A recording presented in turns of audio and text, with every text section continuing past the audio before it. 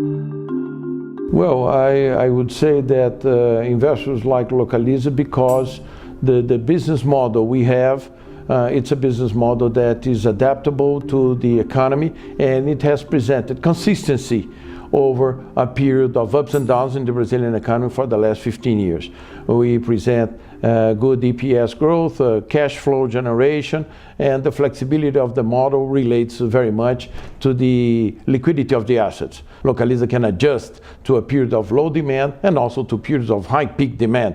For example, 7.5% GDP growth in Brazil, that we took advantage of that growth. Second is exactly this, being present in a country, Brazil, that is growing, that has good perspectives of growth, and it has grown a lot, and it remains with the sector of car rental and fleet rental, which are infant sectors. So I believe in that sense, we have a possibility of taking advantage of being in the proper country, in the right time, in the right sector.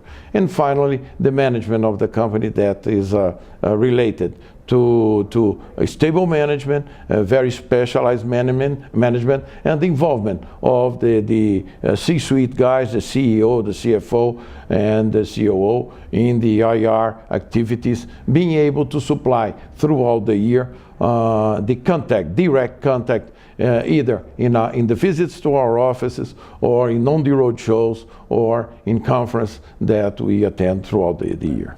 Our main objectives are liquidity and valuation, and in that sense, we try always to search for the best practices worldwide.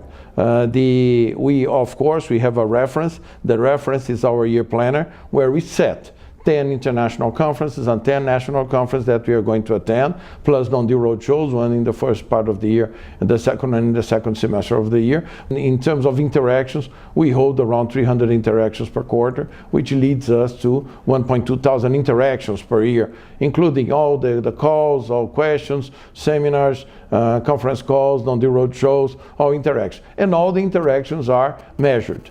In that sense, we have a tracking record with the investor on what he asked before, if the question remains or not, when he decided to join, if he's a long-term investor or short-term investor, and the kind of investor that he qualifies on, GARP or value or growth, and we try to give them the best knowledge in order for them to take their decision in terms of investing. We do not say hold, sell, buy. We do not do any guidance. We do not provide any guidance, but we try to be as transparent with as much disclosure as possible for them to decide.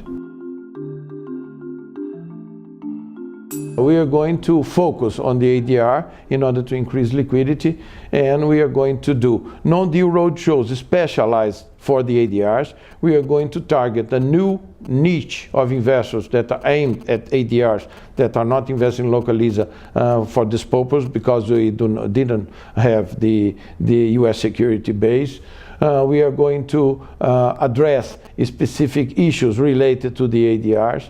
So in that sense, we'll try to meet new faces, completely different from the ones we have met so far.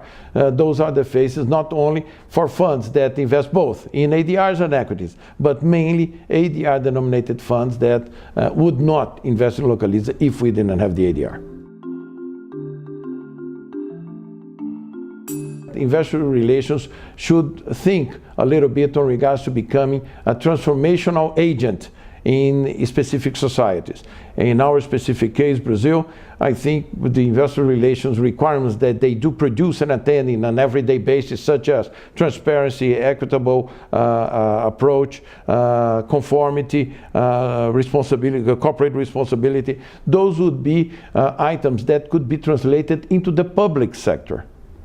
And in that sense, Brazilians would not have the risk of having surprises because of non-transparent, non-disclosure from other entities, particularly in the public domain. I would say that 5,562 cities in Brazil have city halls that could involve or adapt IR practices that would allow not investors but the voters, the guy who votes, to be more comfortable with numbers that he doesn't know for the time being. He doesn't know how much was spent in payroll. He doesn't know, an ordinary voter does not know how much was spent in capex, on investment plans for his or her city. So I would say that those IR practices would transform the world because of the rigidity and the regulations that we are subject to, according to here in Brazil to the CVM regulations, but I believe worldwide, in the United States, Sarbanes-Oxley and others, I think if the public sector follows those rules, we would be better off in terms of society.